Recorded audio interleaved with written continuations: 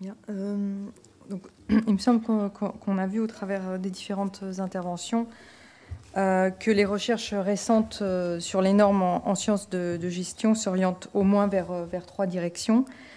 La prolifération des normes au travers de la tétranormalisation, qu'elles soient commerciales et de qualité, financière et comptable, environnementale et sociale, c'est ce qu'a souligné Henri Saval. En deuxième lieu, la mise en œuvre d'un cadre normatif à un niveau international au travers de l'intervention de Bernard Collas, qui manifeste des préférences culturelles. Et en troisième lieu, il y aurait, je vais peut-être un peu trahir ce qu'a dit M. Egalins, mais un caractère finalement historique de la norme, la responsabilité sociale de l'entreprise, qui était encore marginale il y a peu de temps, devient un outil alternatif à l'évaluation de la performance uniquement financière de l'entreprise. Alors il y aurait peut-être une quatrième dimension qui pourrait être investie au travers des recherches en entrepreneuriat, c'est-à-dire la représentation normative des attitudes hors normes de l'entrepreneur. Je m'explique. Dans un contexte de prolifération normative, comment comprendre la promotion assez largement acceptée, en tout cas par la presse, grand public, et par nombre d'étudiants, d'un entrepreneur héroïque représentant une figure finalement hors norme de l'action. Ce que je voudrais dire au travers de cela, c'est que finalement, peut-être que cette représentation est une représentation normative.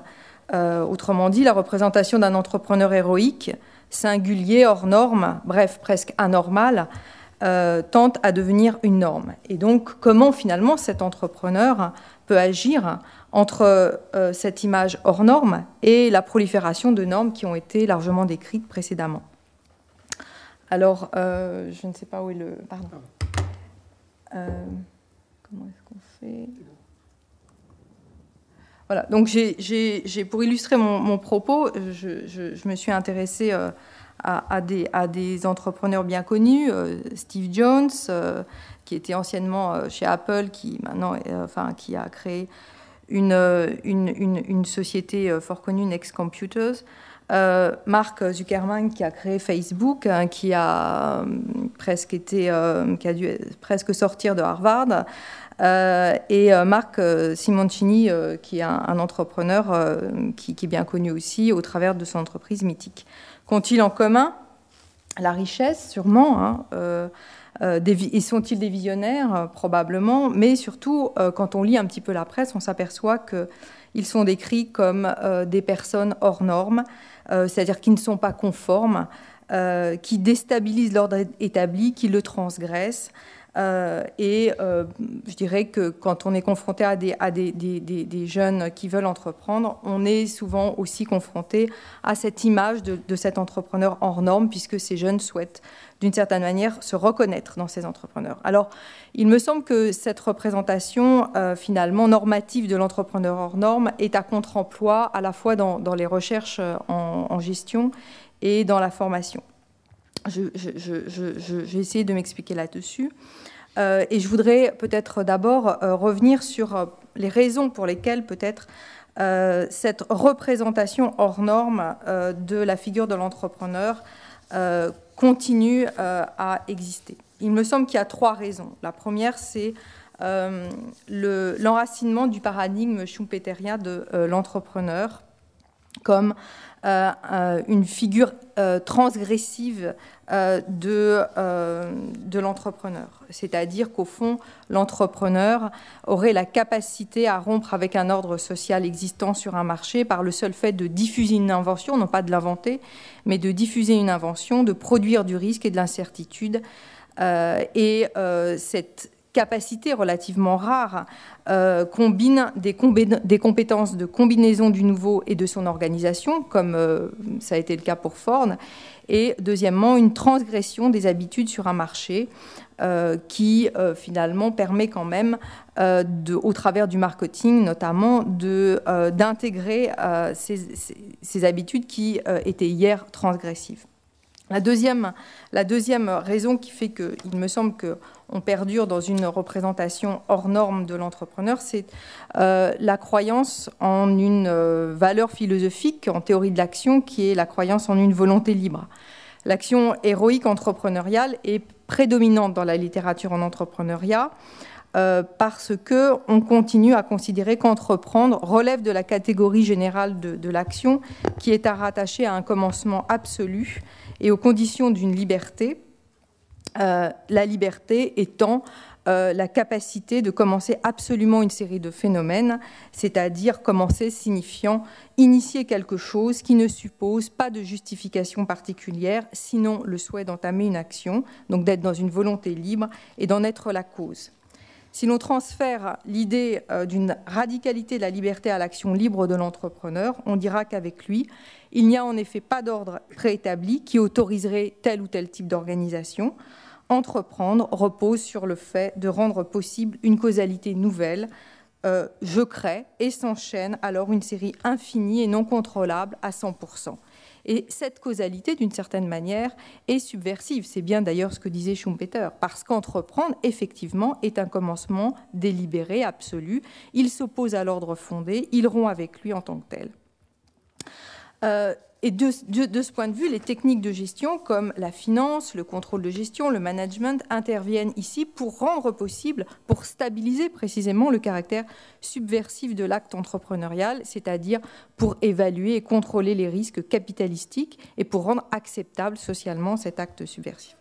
Troisième raison pour laquelle, me semble-t-il, on continue à corroborer cette conception finalement de l'entrepreneur héroïque, je dirais qu'on relaye institutionnellement un discours stéréotypé sur l'entrepreneur et sur l'entrepreneuriat. Je pense par exemple au livre vert de la Commission européenne de 2003 qui a cherché à promouvoir l'esprit d'entreprise comme un esprit, justement, un état d'esprit qui permet un processus de création libre et de développement de l'activité économique par la combinaison, donc je cite le livre vert, par la combinaison de la prise de risque, de la créativité, de l'innovation et d'une saine gestion dans une organisation nouvelle ou existante. Tout cela étant lié, n'étant pas lié à la connaissance du milieu entrepreneurial, à des règles forcément économiques ou à une maîtrise des pratiques entrepreneuriales, mais faisant appel à un habitus, des inclinations, à un profil psychologique particulier. Alors, ce que je voudrais dire pour terminer, c'est qu'au fond, nous aurions affaire à véritablement une normalisation des caractéristiques hors normes de l'entrepreneuriat au travers des trois paradigmes, enfin, ou des trois principes que j'ai énoncés, et que cela ne correspond pas tout à fait, malheureusement, enfin, ou heureusement, à la réalité. Une étude qui a été menée récemment sur les chercheurs entrepreneurs français ont pu montrer que finalement, ceux qui réussissaient le mieux dans leur domaine étaient des entrepreneurs qui bien souvent avaient un comportement tout à fait indépendant vis-à-vis de cette image hors norme héroïque institutionnalisée. Donc je n'aurai pas vraiment le temps de développer cela ici, mais ce sont les conclusions qui ont été menées par une étude longitudinale qui a été menée entre 2005 et 2007 sur des chercheurs entrepreneurs français, 41, qui étaient plutôt dans le domaine de la physique, de biotechnologie, et qui s'étaient insérés dans des pôles de compétitivité, notamment médecine et systématique. On a pu montrer que les formes d'engagement entrepreneurial ne sont pas également efficaces en fonction effectivement de la manière dont les entrepreneurs se situaient par rapport à leur indépendance à l'endroit du discours entrepreneurial normatif.